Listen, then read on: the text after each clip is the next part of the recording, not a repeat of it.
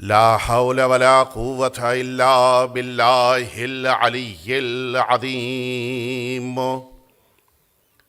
حسبنا الله ونعم الوكيل، نعم المولى ونعم النصير. أعوذ بالله من الشيطان الرجيم. بسم الله الرحمن الرحيم. الحمد لله الذي لا يبلغ مدحته القائلون ولا يحصي نعماءه العادون ولا يؤدي حقه المجتهدون. ثم الصلاة والسلام والتحية والإكرام على سيد الأنبياء والمرسلين، سيدنا ومولانا أبي القاسم محمد.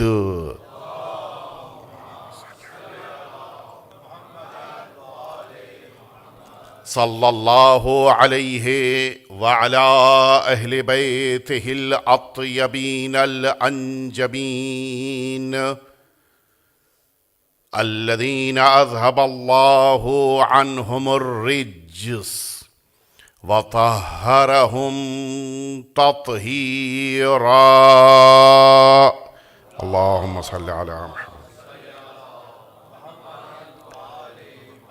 لا سيما الإمام المبين بقية الله في الأرضين، أرواحنا وأرواح العالمين لتراب مقدمه الفداء، واللعنة الدائمة الباقية على أعدائهم أجمعين. أما بعد، فقد قال رسول الله صلى الله عليه وآله: إن الحسين مصباح الهدى وسفینۃ النجاہ.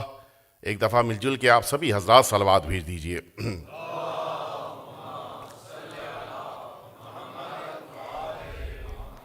اذان محترم، یہ تاریخیں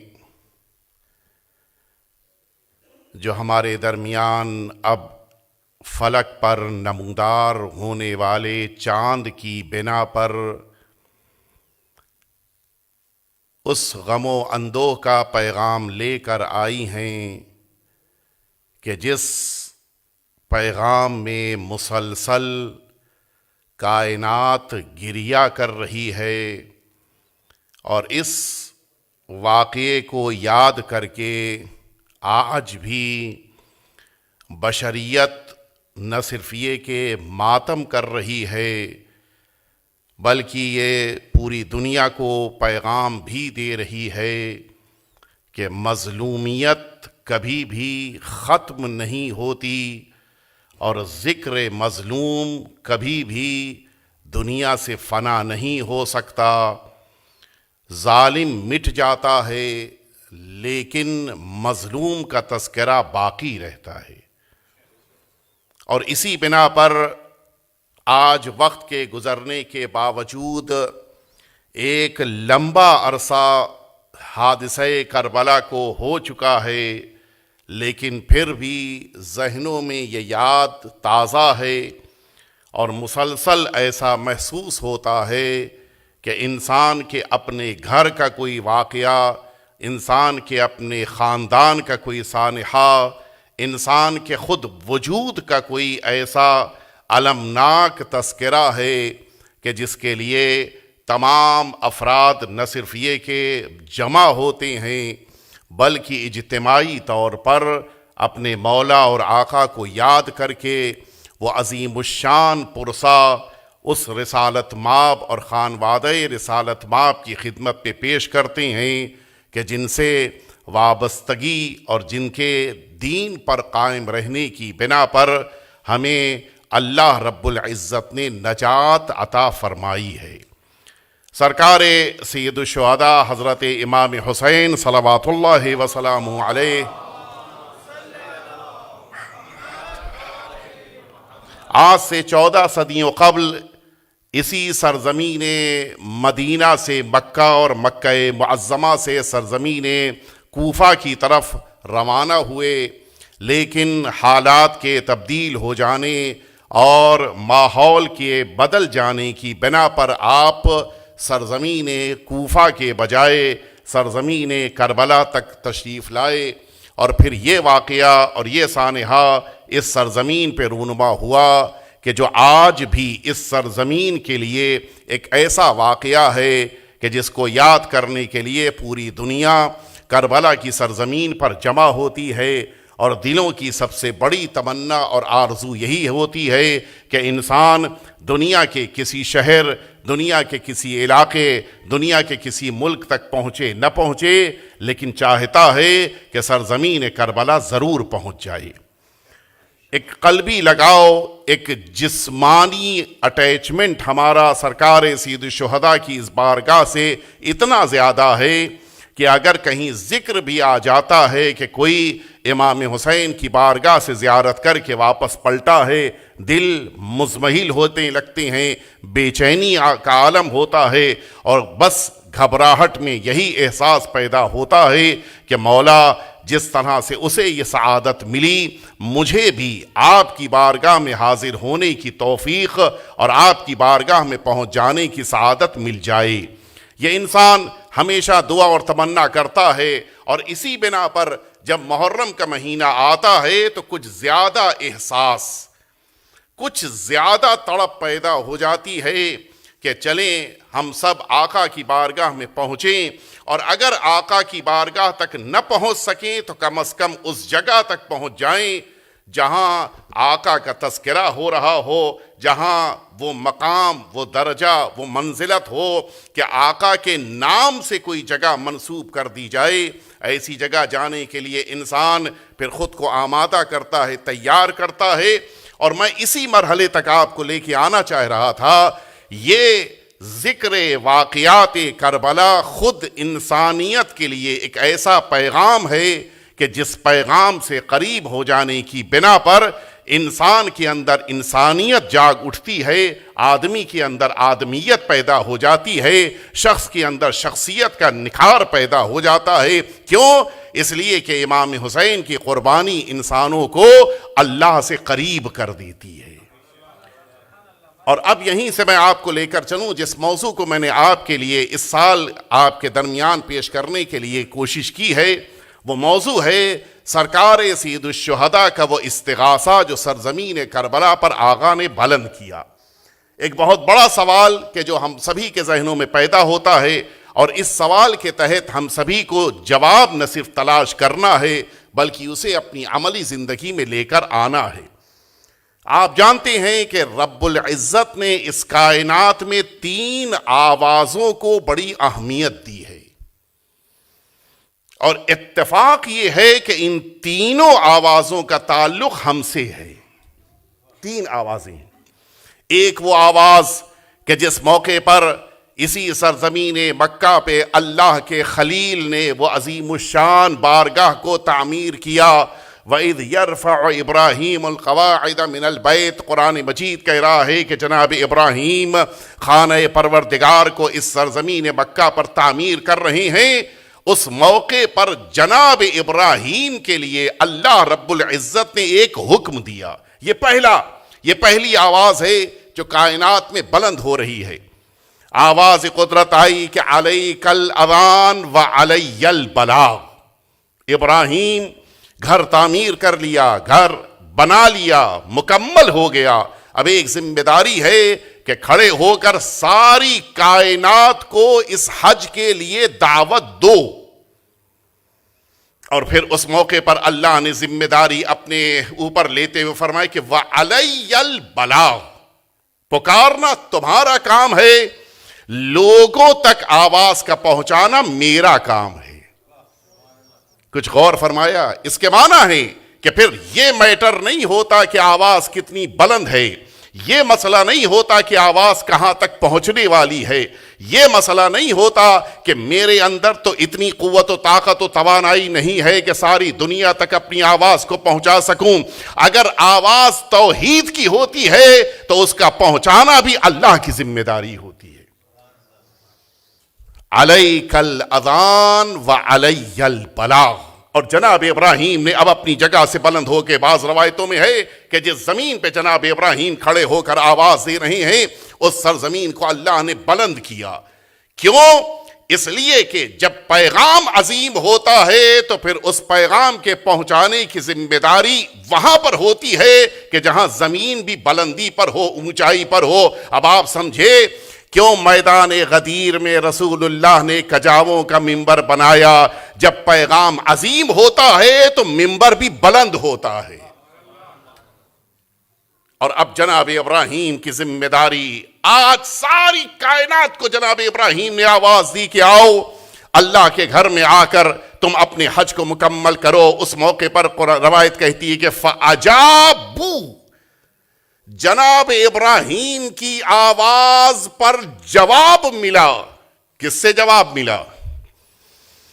کتنے توحید کے پرستار تھے جناب ابراہیم کے دور میں، مختصر سے لوگ تھے، لیکن روایت کہتی ہے کہ فَأَجَابُوا مَنْ فِي أَصْلَابِ الرِّجَالِ وَأَرْحَامِ النِّسَاءِ، جتنے لوگ اس کائنات میں ماں کے شکم میں موجود تھے اور باپ کے رحم میں موجود تھے، ان سب نے جب جناب ابراہیم کی آواز پر لبیک کہا۔ یہ قیامت تک آنے والے انسان ہیں جو صلبوں میں ہونے کے باوجود، جو رحموں میں ہونے کے باوجود جناب ابراہیم کی آواز پر لبیک کہتے ہوئے اپنے کو حج کے لیے تیار کر رہے ہیں۔ اس کے معنی ہے جب اللہ کی آواز کائنات میں بلند ہوتی ہے تو انسان سامنے موجود ہو یا نہ موجود ہو، آواز اس تک پہنچتی ہے، اور یہ اختیار ہوتا ہے کہ انسان اس کی بات پہ جواب دے اور اس کی بات پہ لبیک کہے۔ اور یہی نتیجہ ہے، قیامت تک وہی حج پہ جا سکتا ہے جس نے جناب ابراہیم کی آواز پر لبیک کہا تھا۔ یہ سعادت جناب ابراہیم کے ذریعے سے بشریت کو ملی ہے۔ یہ پہلا مرحلہ، میں یہاں پر نہیں ٹھہروں گا اس لیے کہ تفصیل ہے، لیکن وقت نہیں ہے کہ میں اس تفصیل میں آپ کو لے کر جاؤں۔ دوسرا مرحلہ،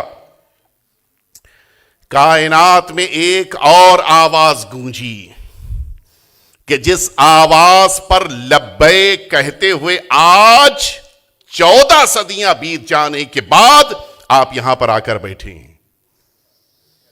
یہ دوسری آواز وہ تھی جو سرزمین کربلا میں سرکار سید الشہداء، وارث پیغمبر، وارث امیر المؤمنین، وارث انبیاء، فرزند جناب سید عالمیان، سرکار سید الشہداء امام حسین صلوات اللہ وسلامہ علیہ،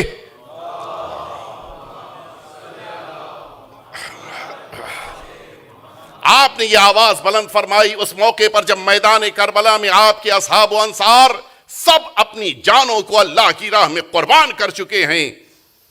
امام حسین کی آواز بلند ہوتی ہے کہ حل من ناصر ینصرنا، حل من مغیث یغیثنا، حل من ذاب یذب عن حرم رسول اللہ، ہے کوئی جو اس وقت اب میری مدد کرنے کے لیے آئے؟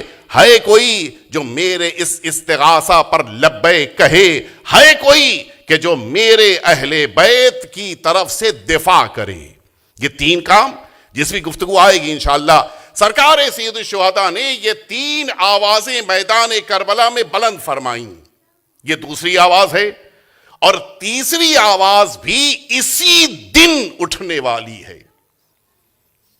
دو آوازیں ہمارے کانوں تک پہنچ چکی ہیں، تیسری آواز ہے کہ جو اسی دن روز عاشوراء جب جمعے کا دن ہوگا آواز بلند ہوگی کہ کون ہے جو اب فرزند حسین کی مدد کرنے کے لیے سرزمین مکہ پہنچ جائے۔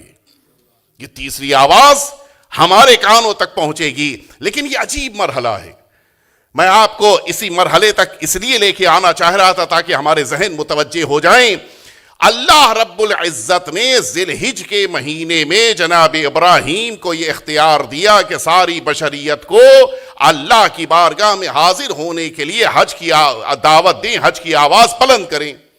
محرم کا مہینہ آیا تو اللہ رب العزت نے سرکار سید الشہداء کو حل من ناصر ینصرنا کے ذریعے سے میدان کربلا کی طرف بلایا، اور پھر وہ پیغام کہ جو مجھے 10 دن میں آپ کے درمیان عرض کرنا ہے، اسی پیغام کو آقا نے سرزمین کربلا سے دنیا والوں تک پہنچایا۔ یہ محرم کا واقعہ ہے، اور اسی محرم کے مہینے میں وہ وارث پیغمبر، وارث امام حسین بھی آ کر اسی آواز کو بلند کریں گے۔ ساری دنیا آخری امام کی آواز پہ لبیک کہتی ہوئی سرزمین مکہ کی طرف روانہ ہو جائے گی۔ آپ نے محسوس کیا ابراہیم کی آواز پر لبیک کہنے والوں کو اللہ نے مسلمان بنایا، امام حسین کی آواز پر لبیک کہنے والوں کو اللہ نے مومن بنایا، اور اب آخری امام کی آواز پر وہی لبیک کہے گا جو ابراہیم کی آواز پہ لبیک کہہ چکا ہے، جو امام حسین کی آواز پہ لبیک کہہ چکا ہے۔ یعنی آخری امام کا مددگار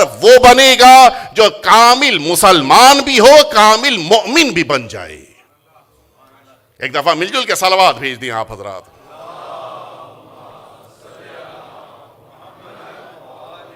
ایمان کامل کے ساتھ اب یہ اختیار ہوگا کہ انسان آخری امام کی آواز پر لبیک کہے۔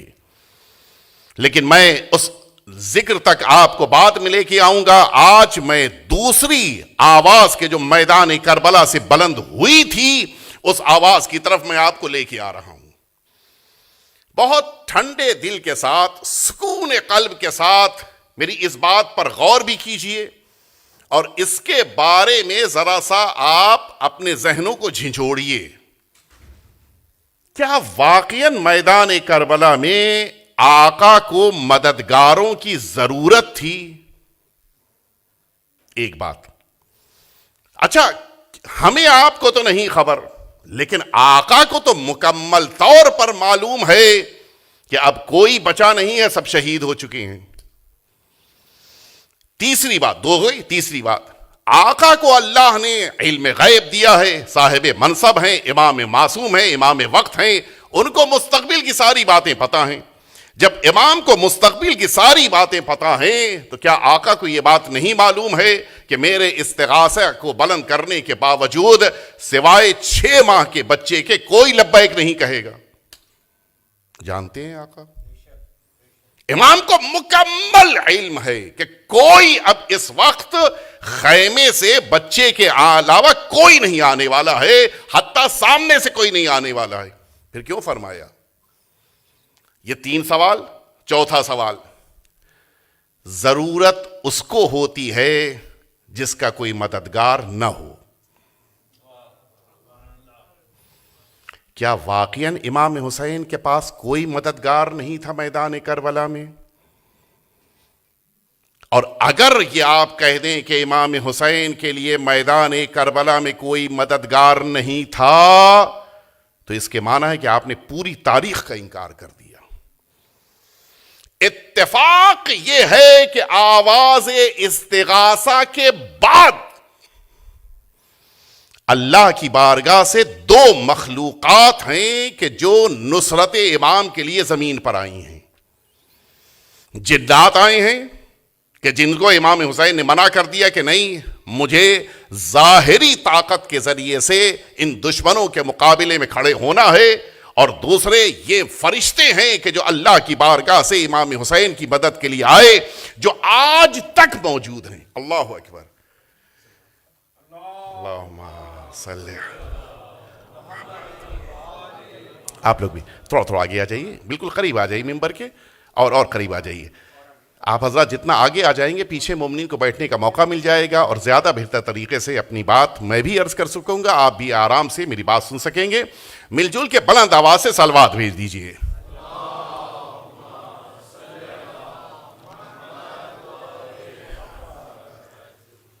سوال آپ کے ذہنوں تک میں نے پہنچایا، توجہ فرمائیں۔ آقا کو کیا واقعاً مددگاروں کی ضرورت تھی؟ اگر ضرورت ہے تو فرشتے آ رہے ہیں، ان کی مدد کو قبول کر لیا جائے۔ جنات آ کر چکے ہیں، وہ کہہ رہے ہیں کہ ہم آپ کی خدمت اور مدد کے لیے موجود ہیں۔ مولا انکار کر رہے ہیں۔ یہ کیوں انکار کر رہے ہیں؟ وہی شخصیت کے جنہوں نے ابھی مددگاروں کو طلب کیا، انہی کے سامنے جب مددگار موجود ہیں تو انکار کر رہے ہیں۔ اچھا، اگر آپ یہ فرمائیں کہ ہم اور آپ وہاں پر نہیں تھے، امام نے ہمیں بلایا، تو پھر ہم ظاہر ہے کہ وہاں پر تو نہیں ہیں، پھر ہمیں بلانے کی ضرورت ہی کیا ہے؟ اور یہی وجہ ہے کہ جس موقع پر آپ اول رجب، پہلی رجب کی زیارت سرکار سید الشہداء کی آپ جانتے ہیں، ایک منفرد ذات کہ جن کی زیارت ہر موقع پر ہے۔ عجیب ہے، کسی معصوم کی زیارت ہر موقع پر نہیں ہے۔ مثلا بقیہ معصومین کی زیارت ان کی شہادت کی تاریخ پر ہے، لیکن آقا امام حسین کی زیارت عید کا دن ہے تب بھی ہے، بقرعید کا دن ہے تب بھی ہے، مباہلے کا دن ہے تب بھی، جس دن بھی سال کے آپ دیکھیں آقا کی زیارت ہے۔ حتیٰ پہلی رجب المرجب کا تو بظاہر امام حسین سے کوئی رشتہ نہیں ہے، بظاہر، البتہ بڑا گہرا رشتہ ہے، بظاہر ایسا لگتا ہے کوئی رشتہ نہیں ہے۔ پہلی رجب کا تعلق ہمارے 5ویں امام سے ہے، کیوں ہمارے تیسرے امام کی زیارت کے لیے کہا گیا؟ عجیب ہے۔ ہر موقع پر 15 رجب کے دن بھی موجود، 27 رجب کے دن بھی موجود، ہر موقع پر امام کی زیارت۔ ابھی آپ جب یہ پہلی تاریخ کی زیارت پڑھیں گے، پہلی رجب کی، جملہ کیا ہے؟ لبیک داعی اللہ، اے داعی پروردگار، میں لبیک کہتا ہوا آپ کے پاس، زیارت کی جملیاں۔ اور اس کے بعد وَإِن لَمْ يُجِبْكَ جسمی، مولا اگر میرا جسم اس موقع پر کربلا میں آپ کی نصرت کے لیے نہیں آ پایا، عجابک، آپ کو جواب کون دے رہا ہے آج؟ سمعی و بصری و قلبی، میری سماعت، میرا دل اور میرے پورے وجود میں موجود یہ میری آنکھ، یہ آپ کی آواز پہ لبیک کہہ رہے ہیں۔ مولا، جس کے پاس جسم نہیں ہوتا اس کے پاس سماعت ہوتی ہے؟ نہیں ہوتی سماعت۔ جس کے پاس جسم نہیں ہوتا اس کے پاس آنکھ ہوتی ہے؟ نہیں ہوتی اس کے پاس آنکھ۔ جس کے پاس جسم نہیں ہو اس کے پاس دل ہوتا ہے؟ نہیں ہوتا۔ میں خود کہہ رہا ہوں اس زیارت میں کہ مولا اس موقع پر میرے جسم نے آپ کی آواز پہ لبیک نہیں کہا، تو پھر یہ آج کیوں میری آنکھ، میرے کان اور میرا دل آپ کی آواز پہ لبیک کہہ رہا ہے؟ اس کے معنی ہے امام حسین کی آواز پر لبیک کہنے کے لیے جسموں کی ضرورت نہیں ہے، دلوں کی ضرورت ہے۔ جو دل سے امام حسین کی بارگاہ میں آ جاتا ہے، امام حسین اس کو اپنا بنا لیتے ہیں۔ اور وہ جو 3 سوال اور من جملہ چوتھے سوال کے ساتھ میں نے آپ کی خدمت میں یہ بات پیش کی تھی، آئیے میں جواب کی طرف آپ کو لے کے آ جاؤں۔ واقعیت یہ ہے کہ امام حسین کو ہمارے اور آپ کے جیسے مددگاروں کی ضرورت نہیں ہے۔ توجہ فرما رہے ہیں آپ؟ ہم میں سے کسی کی ضرورت نہیں ہے امام کو۔ جن کے پاس غازی جیسا بہادر ساتھی موجود ہو، جن کے پاس شبیہ پیغمبر موجود ہوں، جن کے پاس ننھا مجاہد میدان میں موجود ہو کہ جن سے بڑھ کر کوئی مجاہد نہیں ہو سکتا، انہیں ہماری آپ کی کیا ضرورت ہے؟ حقیقت یہ ہے کہ انہیں ہمارے آپ کے مدد کرنے کی ضرورت نہیں ہے، لیکن پھر بھی کیوں بلایا، پھر بھی کیوں آواز دی انہوں نے؟ اگر اس بات کو سمجھنا ہے تو آئیے میں آپ کو قرآن مجید کی 2 آیتوں کی طرف لے کر چلوں۔ 2 آیتیں کہ جن کے ساتھ 2 اور آیتیں جوڑ دی جائیں تو پھر بات سمجھ میں آئے گی۔ قرآن مجید کہہ رہا ہے کہ وَلِلَّهِ جُنُودُ السَّمَاوَاتِ وَالْأَرْضِ، اللہ کے لیے آسمانوں اور زمین کے لشکر ہیں، یعنی مدد کرنے والے موجود ہیں، لشکر، سپاہی موجود ہیں۔ پھر وہی خدا کہہ رہا ہے کہ ان تنصر اللہ ینصرکم، اگر تم خدا کی مدد کرو گے تو خدا تمہاری مدد کرے گا۔ ادھر تو لشکر موجود ہے، ادھر ہم سے کہا جا رہا ہے کہ مدد کرو۔ ایک دوسری آیت کے 2 آیتیں ایک ساتھ، قرآن مجید کہہ رہا ہے کہ انتم الفقراء الی اللہ واللہ غنی عن العالمین، فقیر تم سب ہو، اللہ تو بے نیاز ہے، اس کو تو ضرورت ہی نہیں ہے۔ یہ ایک آیت دوسرا حصہ سنیں گے.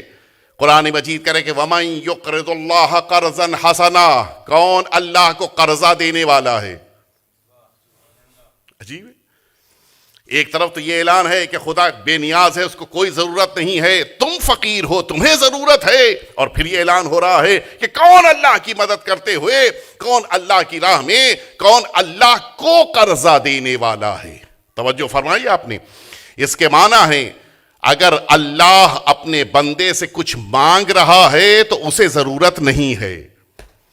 اگر وہ بندوں سے کہہ رہا ہے کہ مدد کرو تو اس کے پاس لشکر موجود ہے, اسے مدد کی ضرورت نہیں ہے. یہ ایک بات ہو گئی. دوسری بات, بڑا مشہور واقعہ ہے اور آپ سبھی کا سنا ہوا ہے, اور جو برادران گئے ہیں سرزمین عراق زیارتوں کے لیے انہوں نے وہ منظر بھی دیکھا ہے. ابھی بھی سامرہ کے پاس وہ جگہ موجود ہے کہ جس جگہ پر کھڑے ہو کر ہمارے آقا اور مولا نے اپنا لشکر دکھایا تھا. اور ایک جو سبب بیان کیا گیا ہے مولا کے ٹائٹل کا, عسکری کا, وہ یہی لقب ہے. حاکم ہے کہ جس نے بلند دیوار, بلند جگہ بنائی ہے کہ جس جگہ پر امام کو لے کر آیا ہے, اور حکم یہ دیا گیا ہے کہ سارے علاقوں سے سارے فوجی جمع ہو جائیں تاکہ عباسی خلیفہ کی حکومت میں موجود سپاہیوں کے اس لشکر کو دکھایا جائے. نتیجہ یہ ہے کہ امام بلندی پر موجود ہیں, حاکم بغل میں کھڑا ہے, اس نے کہا دیکھ رہے ہیں آپ, یہ سارا لشکر میرا ہے. مطلب یہ تھا کہ آپ ذرا بھی کچھ سوچ رہے ہوں تو سوچنا چھوڑ دیجئے, اس لیے کہ میرے پاس اتنی فوج ہے. دنیا فوج کا روب دکھاتی ہے, تعداد کی بنا پر لوگوں کو معمولاً عام شکل میں تعداد کی بنا پر روب و دبدبے میں لیا جاتا ہے. لیکن عجیب ہے, جو تعداد کے اوپر اکڑتے ہیں ان کو اسی تعداد کی بنا پر دھوکہ ہوتا ہے. بات آ گئی تو میں کہتا چلوں, آج دنیا نے دیکھا, اور واقعی وہ جو ہم لوگ کہتے ہیں نا, آپ لوگ تو زیادہ بہتر کہتے ہیں کہ ہسٹری ریپیٹس اٹ, کہتے نہیں کہتے ہیں, بالکل آج تاریخ نے خود کو دہرایا ہے. جو لوگ کل تک میدانوں سے بھاگتے رہے ان میں سے کسی ایک نے بھی ایران کا ساتھ نہیں دیا. جو تاریخ میں اہل بیت اطہار کی شخصیتیں میدان میں ڈٹی رہیں, آج انہی کے چاہنے والے میدان میں ڈٹے رہے. اور کل تاریخ نے دیکھا تھا کہ خیبر میں یہودیوں کے ساتھ عیسائی بھی کچھ کھڑے تھے, آج بھی یہودیوں کے ساتھ کچھ عیسائی کھڑے ہوئے دکھائی دیے. لیکن یہ منظر بھی دیکھا کہ جس طرح سے کل لوگ بھاگ رہے تھے اس طرح سے آج بھی لوگوں نے فرار اختیار کیا. کل جس طرح سے امیر المؤمنین ثابت قدم رہے, آج امیر المؤمنین کے چاہنے والے میدان میں ڈٹے رہے, اور سامنے لشکر پہ لشکر ہونے کے باوجود, طاقت پہ طاقت ہونے کے باوجود, غرور پہ غرور ہونے کے باوجود, تکبر پہ تکبر ہونے کے باوجود جھکنا انہیں پڑا کہ جن کے پاس طاقت کا غرور تھا, اور سر بلند وہ رہے کہ جو امام حسین کے چاہنے والے تھے. وہ قوم ڈٹی رہی کہ جس قوم کے دل میں امام حسین کی محبت تھی. ہمارے لیے قتل ہو جانا ختم ہو جانے کا نام نہیں ہے, ہماری نگاہ میں قتل ہو جانا کامیاب ہو جانے کی دلیل ہے. اور یہی وہ چیز ہے جو دشمن کے پاس نہیں ہے, یہی وہ چیز ہے کہ جو دشمنوں کے پاس اللہ نے رکھی نہیں ہے. میں کیا عرض کر رہا تھا, ادھر عباسی خلیفہ ہے کہ جو بلندی پہ کھڑے ہو کے اپنی فوج کو دکھا رہا ہے. دیکھ لیا امام نے, اور اس کے بعد امام فرماتے ہیں کہ اچھا یہ تمہاری فوج ہے؟ کہاں, یہ میری فوج ہے, اتنے لوگ ہیں. مولا نے کہا اب میری فوج بھی دیکھ لو. روایت کہتی ہے کہ فرزند رسول نے, ہمارے 11ویں امام نے اپنے دست مبارک کو بلند کیا, 2 انگلیاں اس کی آنکھوں کے سامنے قرار دیں. اب جو لشکر دیکھا تو زمین سے لے کے آسمان کی بلندیوں تک یہ لشکر ہی لشکر دکھائی دے رہا تھا. دشمن اس لشکر کو دیکھ کے بے ہوش ہو گیا. امام نے بتا دیا تم جسموں کی حکومت پہ ناز کرتے ہو, ہم لوگوں کے دلوں میں حکومت کرتے ہیں. صلوات بھیج دے محمد وآل محمد پہ.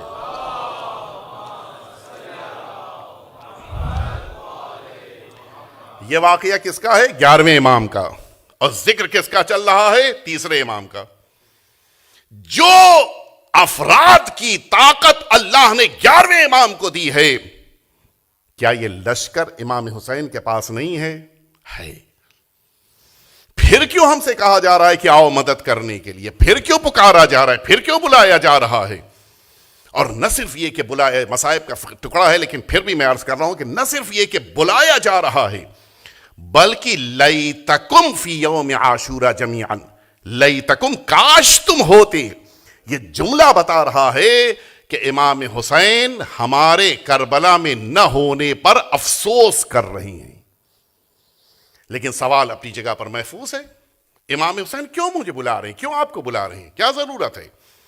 اچھا، 3 آوازیں وہ ہیں کہ جو ہر زمانے کے لیے ہیں. جناب ابراہیم کی آواز قیامت تک ہے، امام حسین کی آواز قیامت تک ہے، آخری امام کی آواز ساری کائنات کے لیے ہے. کیوں بلا رہے ہیں؟ کیا ضرورت ہے؟ ہم کیا کر سکتے ہیں امام کے لیے؟ ہم اگر میدان کربلا میں امام حسین کے پاس پہنچ جائیں تو کیا کرنا ہے ہمیں؟ یہی وہ گفتگو ہے جو مجھے ان 10 دنوں کے درمیان آپ کی خدمت میں عرض کرنا ہے. امام نے کیوں بلایا؟ امام ہم سے کیا چاہتے ہیں؟ یہی اہم بات ہے. اور یہ اس لیے بڑی اہم ہے کہ ہمیں 14 صدیاں بیت جانے کے باوجود امام کی آواز پہ آج بھی لبیک کہنا ہے. شاید آپ حضرات میں بہت سے لوگوں کو یہ بات نہیں پتا ہے کہ اسی روئے زمین پر کچھ جگہیں ایسی ہیں جہاں لبیک یا حسین کہنے پر پابندی ہے. عجیب ہے، سب کہیے لبیک یا حسین نہ کہیے. میں تو خود اس جگہ مجلس سے پڑھ چکا ہوں، مجھے پتا ہے ہم لوگوں سے صاف کہا گیا کہ مجلس کے دوران اگر کوئی لبیک یا حسین کہنا شروع کرے تو فوراً مجلس کو بڑھا دیجئے گا تاکہ اس کی آواز ریکارڈ بھی نہ آ سکے. یہ بھی عالم ہے. کیوں؟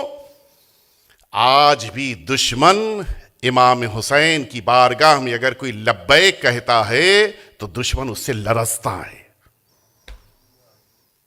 اس لیے کہ یہ امام حسین کا نام لے کر جب یہ قوم کھڑی ہو جاتی ہے تو پھر عجیب کیفیت پیدا ہو جاتی ہے، دشمن پھر سامنے رک نہیں پاتا ہے. اور میں اب یہیں سے اپنے اس موضوع کو شروع کرتے ہوئے، ظاہر مقدماتی گفتگو ضروری تھی تاکہ ہمارے ذہن متوجہ ہو جائیں. اب آئیے میں آپ کو لے کر چلوں کہ آقا نے ہمیں میدان کربلا میں کیوں بلایا، کیوں چاہتے ہیں کہ ہم سب میدان کربلا میں امام حسین کی مدد کرنے کے لیے آئیں. اور وہ جملے کہ جن جملوں کو میں نے آپ کی خدمت میں پیش کیا اس کی وضاحت بھی آئندہ آئے گی انشاءاللہ. امام حسین نے میدان کربلا میں ہم سب کو بلایا، ہم سب کو یاد کیا، ہم سب کا تذکرہ کیا، حتیٰ سلام کہلوایا. اتنی اہمیت. وجہ کیا ہے؟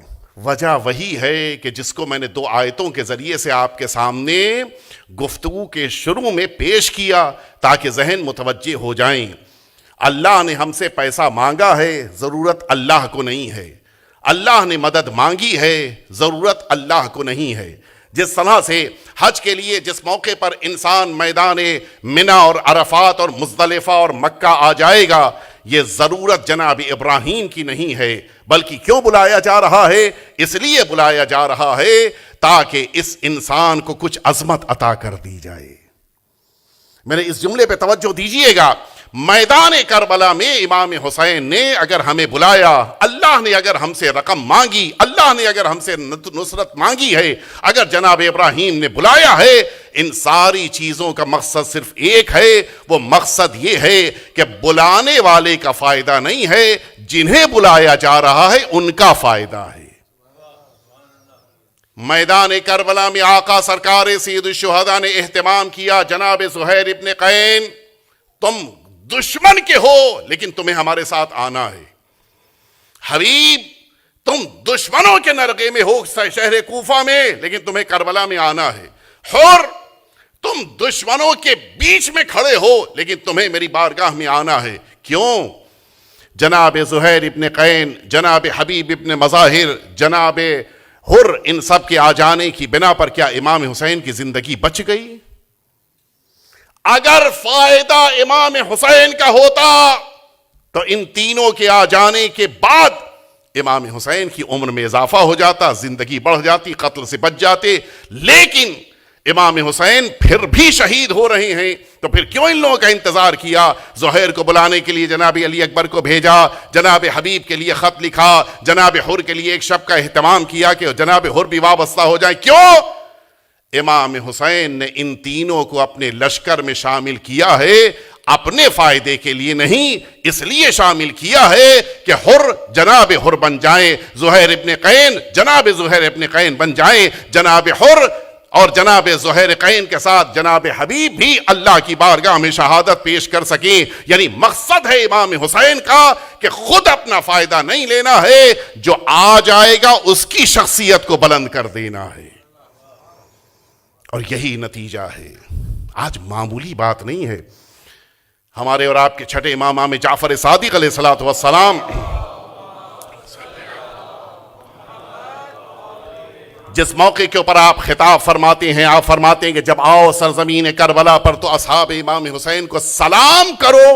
جملے پہ غور کیجئے گا، فرماتے ہیں کہ جب آؤ تو اصحاب امام حسین کے سامنے کھڑے ہو کر کہو بے ابی انتم و امی، میرے ماں باپ آپ پر قربان ہو جائے۔ اور یہ جملہ کس کو کہنا ہے؟ مجھ جیسے خطاکار کو، آپ کو نہیں، ان کو تو کہنا ہی کہنا، خود چھٹے امام بھی جملہ کہہ رہے ہیں۔ وہ کہ جس کی زندگی عصمت کے دائرے میں ہے، جو حجت پروردگار ہیں، وہ بھی اصحاب امام حسین کو علیہ السلام کہہ رہی ہیں۔ وہ بھی اصحاب امام حسین کے لیے کہہ رہے ہیں کہ میرے ماں باپ آپ پر قربان ہو جائیں۔ آپ انصاف سے بتائیں، چھٹے امام کے والدین کون ہیں؟ ہمارے پانچویں امام چھٹے امام کے والد ہیں، اور یہ جملہ کہ میرے والد قربان ہو جائیں، یہ اس بات کی علامت ہے کہ امام حسین نے جنہیں اپنا صحابی بنا کر شہادت کا درجہ دے دیا، ان کا رتبہ اتنا بلند کر دیا کہ امام معصوم خود کو اس پر قربان کر رہے ہیں۔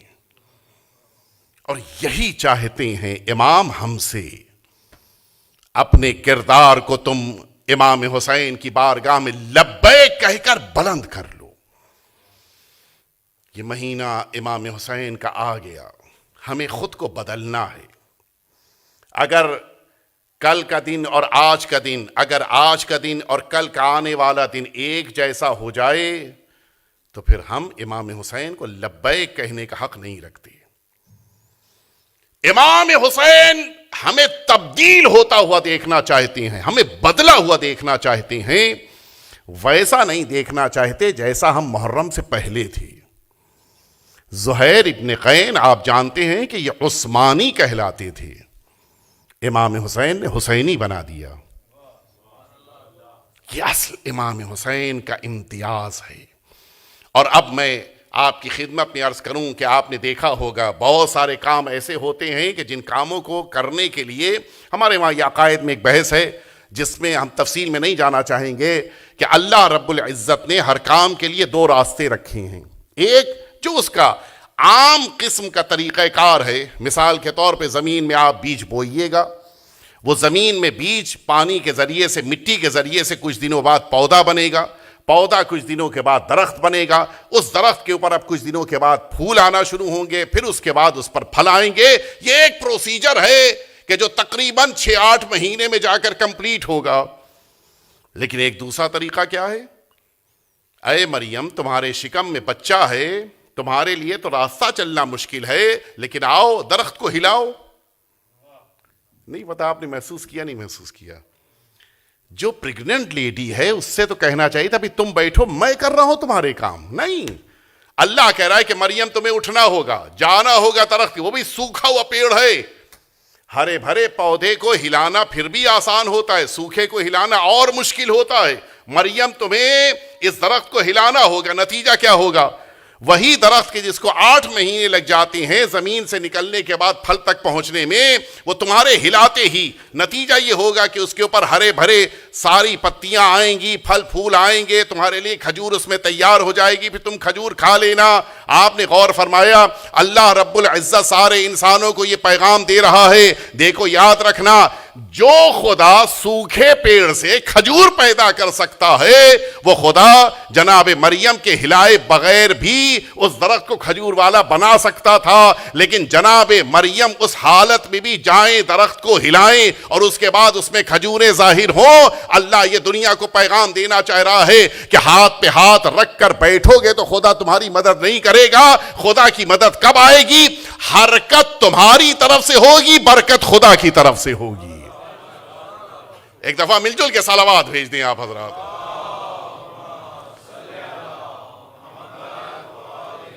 اپنے اندر حرکت پیدا کریں، یہ اصل کام ہے۔ میں یہ نہیں کر سکتا، میرے لیے پاسبل نہیں ہے، میرے لیے گنجائش نہیں، یہ سب چیزیں اللہ کی بارگاہ میں نہیں قبول ہوتی۔ یہ خود کو دھوکہ دینا ہے، یہ تو خود کو دھوکہ دینا ہے۔ ایک کلاس میں 30 بچے پڑھائی کر رہے ہیں، 29 پڑھ سکتے ہیں، 30واں نہیں میں نہیں پڑھ سکتا، اس کے بعد دھوکہ دے رہے ہیں آپ۔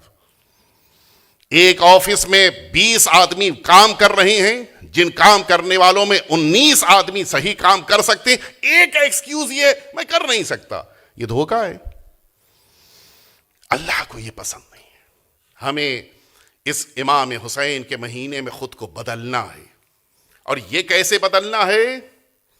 حرکت ہماری طرف سے ہوگی، برکت امام حسین کی طرف سے آئے گی۔ یہ معجزہ اگر امام حسین کا اپنے وجود میں دیکھنا ہے تو پھر امام حسین کی بارگاہ میں آنا ہوگا۔ آئیے میں لے کر چلوں آج کی گفتگو کو یہیں پر مکمل کرتے ہوئے، بقیہ باتیں انشاءاللہ کل آپ کی خدمت میں عرض کریں گے۔ امام حسین اگر چاہ جائیں تو ایک لمحے میں انسان بدل جاتا ہے، لیکن ہمیں آگے بڑھنا ہوگا، ہمیں آگے بڑھنا ہے۔ کبھی گھر کے مسائل، کبھی پڑوس کے مسائل، کبھی جاب کے مسائل، کبھی محلے کے مسائل، کبھی خانوادگی مسائل، کبھی ملکی مسائل، سب حل ہو سکتے ہیں اگر ہم نے خود کو امام حسین سے وابستہ کر دیا۔ یہ سب ممکن ہے، لیکن تب جب انسان خود کو امام حسین کے قدموں سے وابستہ کر دے۔ یہی تہران کے ایک بزرگ عالم دین اور جو واقعی طور کے اوپر دین اہل بیت اطہار کے خدمت گزاروں میں شمار ہوتے تھے، جو اپنے زمانے کے بزرگ عالم دین اور اپنے زمانے کے بزرگ مجتہد اور مرجع سمجھے جاتے تھے۔ واقعیت یہ ہے کہ ہمارے بعض بزرگان ایسی زندگی گزار کر ہمارے درمیان سے گئے ہیں کہ جن زندگیوں کو دیکھنے کے بعد محسوس ہوتا ہے کہ واقعاً اہل بیت اطہار کی فقہ کو سیکھ لینے کے بعد انسان کس درجے اور رتبے پہ پہنچتا ہے۔ میں اس دن ہمارے بزرگوار جناب ذوالفقار صاحب سے یہ بات کہہ رہا تھا کہ ذرا سی عمر بڑھ جائے، 60-70 سال کی عمر کا ایک انسان ہو، پھر بقیہ اس کے ناتی پوتی، اس کے بیٹے نواسے، یہ سب اس کے پاس آ کے مشورہ نہیں کرتے ہیں، اس کو خبر دیتے ہیں۔ نہیں پتا میرے جملے پہ غور کیا نہیں غور کیا، کوئی مشورہ لینے نہیں آتا۔ میں یہ جاب کروں یا نہ کروں، میں یہاں جاؤں نہ جاؤں، میں یہ کام کروں نہ کروں، اس بزنس میں پیسہ لگاؤں نہ لگاؤں، میں شیئر مارکیٹ میں پیسہ ڈالوں نہ، کوئی اپنے اس 60 سال کے دادا سے مشورہ نہیں کرتا۔ لیکن اگر یہی انسان 70 80 90 100 سال کا بوڑھا انسان اگر فقیہ اہل بیت ہو اور اہل بیت اطہار کا علم رکھتا ہو تو ساری دنیا جب تک پوچھ نہیں لیتی ہے اس مجتہد کے کہے بغیر عمل نہیں کرتی ہے۔ کسی دنیا کے کسی فرقے میں آپ نے نہیں دیکھا ہوگا کہ 80+ 90+ ہونے کے باوجود وہ پورے ملک کو گائیڈ کرے اور بتائے کہ کہاں کس موقع پر دشمن کے حملے کا جواب دینا ہے۔ یہ صرف فقہ اہل بیت کی برکت ہے۔ 40-50 سال والے پیچھے ہٹ رہے تھے اور ایک مرجع، ایک مجتہد، ایک رہبر تھا جو پوری قوم کی رہبری کرتے ہوئے یہ پیغام دے رہا تھا کہ اگر علم اہل بیت اطہار ہو تو پھر عمر کا مسئلہ نہیں ہوتا ہے، جہاں انسان کی عمریں جواب دے جائیں وہاں اس بزرگی کے باوجود علم اہل بیت سہارا بن جاتا ہے۔ یہی آیت اللہ جن کا میں نے ذکر کیا، وہ عظیم الشان انسان اسی تہران میں مجتہد تھے، مرجع تھے، اور اس کے باوجود عالم یہ تھا کہ وہ مجلسیں پڑھتے تھے. مجلس پڑھ دی انہوں نے. ایک سال اسی تہران میں مجلس مکمل ہوئی, اور مجلس کے مکمل ہونے کے بعد وہ معمولاً ہوتا یہ ہے کہ جب انسان کی مجلسیں مکمل ہو جائیں تو آخری دن معمولاً لفافہ دیا جاتا ہے, کہ جس لفافے کی بعض اوقات بڑی اہمیت ہوتی ہے. میں ایک جملہ یہاں پہ عرض کرتا چلوں آپ کی خدمت میں. بعض ذہنوں میں یہ تصور پایا جاتا ہے, یہ جو ہمارے علماء یا ذاکرین یا بزرگان مجلسوں کے اختتام پر لفافہ لے رہے ہیں یا آپ لفافہ انہیں دے رہے ہیں, یہ ان کی محنت کے مقابل میں نہیں ہے. یہ ذہن میں رہے, ہم ان کو ان کی محنت کے مقابل کچھ نہیں دے سکتے, اس لیے کہ انسان تب کچھ دے سکتا ہے جب محنت کتنی ہے پتہ ہو. جب پتہ ہی نہیں ہے تو نہیں دے سکتے ہم. لہٰذا یہ جو بھی دیا جا رہا ہے وہ گفٹ ہے, وہ سیلری کے طور پہ حق الزحمہ نہیں ہے. یہ ذہن میں رہے. آیت اللہ سید مہدی اقماش ان کا عالم یہ تھا کہ انہوں نے مجلسیں پڑھیں, اور پڑھنے کے بعد جب آخری دن ان کو انویلپ دیا گیا تو ان کا عالم, سارے تقریباً ہمارے جتنے بھی بزرگ علماء ہیں, بزرگ ذاکرین ہیں, بزرگ وہ افراد کے جو مجلسیں پڑھتے ہیں وہ کبھی کاؤنٹ نہیں کرتے. انہوں نے بھی لیا, جیب میں رکھ لیا, بات ختم ہو گئی, نکلے. شاگرد کے ساتھ جا رہے تھے. تہران میں ایک جگہ ہے جو ذرا سا بدنام ہے, جو روڈ ایک زمانے میں, البتہ الحمدللہ ابھی تو اس کیفیت نہیں ہے, جس زمانے کا واقعہ اس زمانے میں یہ روڈ بڑی بدنام تھی. لالہ زار, یہ خیابان لالہ زار اچھی نہیں سمجھی جاتی تھی. گاڑی وہاں سے لے کے چلو گزرے ہیں. بڑے واقعات ان کے, شاید کسی دن اور موقع ملے گا تو میں عرض کروں گا, آج میرے پاس وقت نہیں بچا ہے, کہ اس روڈ سے لے کے چلو. گاڑی اس روڈ سے گزرنے لگی, ایک جگہ کے اوپر گاڑی کو کہا روکو.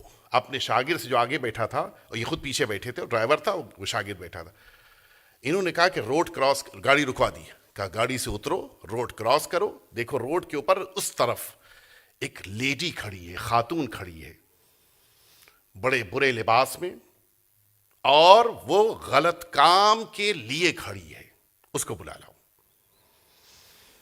شاگرد نے کہا کہ حضور آپ کو پتہ یہ کون ہے؟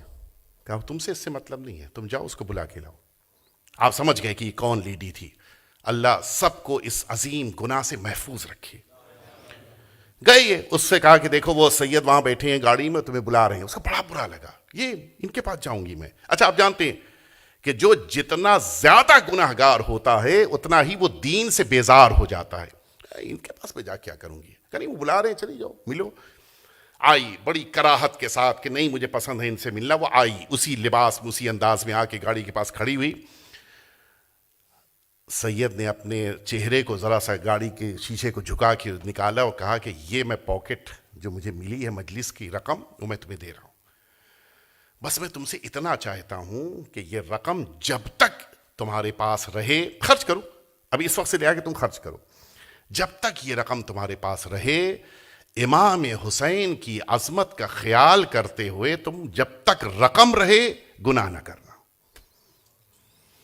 اور اس کے بعد ایک جملہ کہہ دیا کہ جانتی ہو آج کی یہ آنے والی رات شام غریباں ہے. یہ امام حسین کی مظلومیت, آج کم از کم گناہ نہ کرو, یہ پیسہ میں تمہیں دے رہا ہوں. یہ کہہ کے شاگرد سے کہا بیٹھو, گاڑی آگے بڑھ گئی, بات ختم ہو گئی. سنیں آپ امام حسین کیسے بچاتی ہیں. 1 سال گزر گئے, اور یہی آیت اللہ زیارتوں کے لیے سرزمین کربلا گئے ہوئے تھے. امام حسین کے حرم میں پہنچے, باہر نکلے, بین الحرمین جو جگہ ہے, یہ گزر رہے تھے کہ وہاں پہ ایک جوان دوڑتا ہوا, ایرانی دوڑتا ہوا ان کے پاس آیا. کہا آغا سید خیریت, کیا ہوا؟ کہ وہ دیکھ رہے وہاں پہ ایک خاتون کھڑی ہے, اس کو آپ سے کچھ کام ہے. کیا کام ہے؟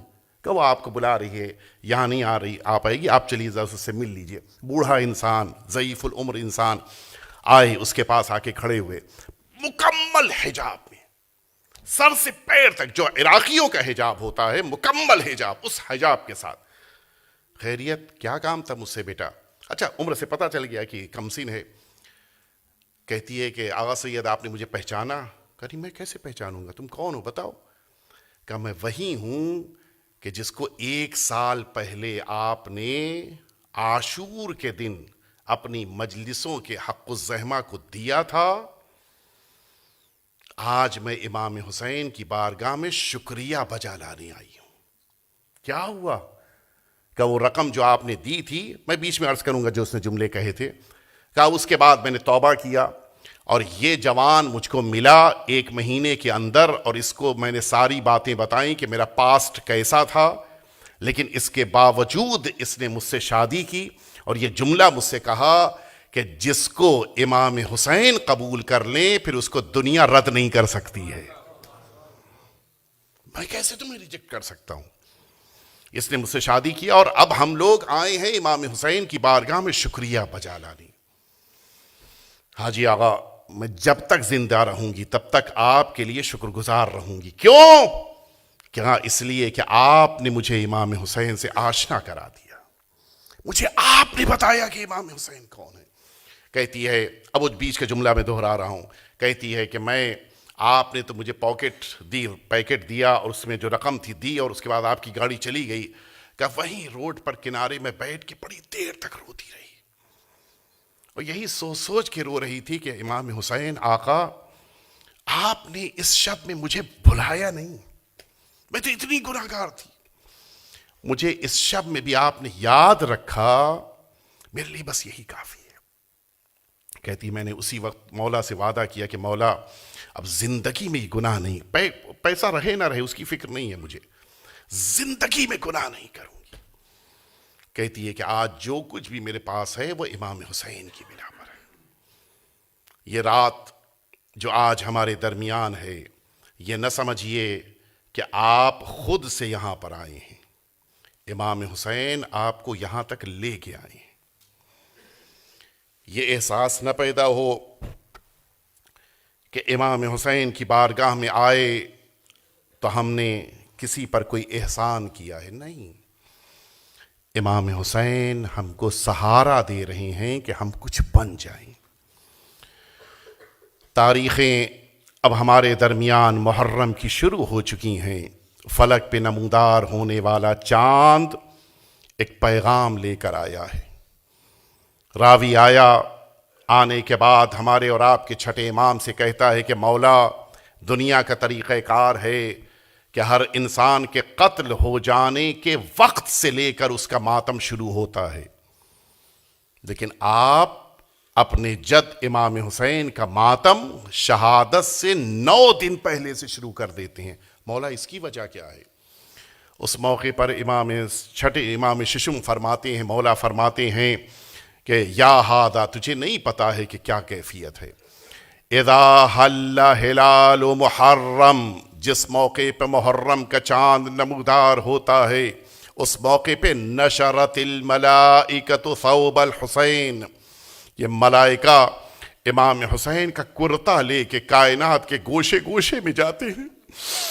اس کے بعد فرماتے ہیں، مولا بیچ کا جملہ بھی میں عرض کروں گا، مولا فرماتے ہیں کہ جس موقع کے اوپر اس کرتے کو ہمارے شیعہ دیکھتے ہیں، اس موقع پر ہم اور ہمارے شیعوں کی آنکھوں سے آنسوؤں کا سیلاب جاری ہو جاتا ہے۔ وجہ کیا ہے؟ اب وہ بیچ کی لفظیں سنے، میرے آقا فرماتے ہیں اس کرتے کو لے کر یہ ملائکہ زمین کے گوشے گوشے میں جاتے ہیں، جسے پہن کر زہرا کا لاڈلا میدان کربلا میں آیا تھا، ملتخن بالدماء، یہ وہی کرتا ہے کہ جس پہ جا بجا خون لگا ہوا ہے، اور جا بجا اسی کرتے کے اوپر وہ تلواروں کے نشان، وہ نیزوں کے نشان، وہ خنجر کے نشان جگہ جگہ کے اوپر اس کرتے پہ موجود ہوتے ہیں۔ کائنات کے گوشے گوشے میں جہاں جس کی نظر بھی پڑتی ہے وہ گریہ کرتا ہے۔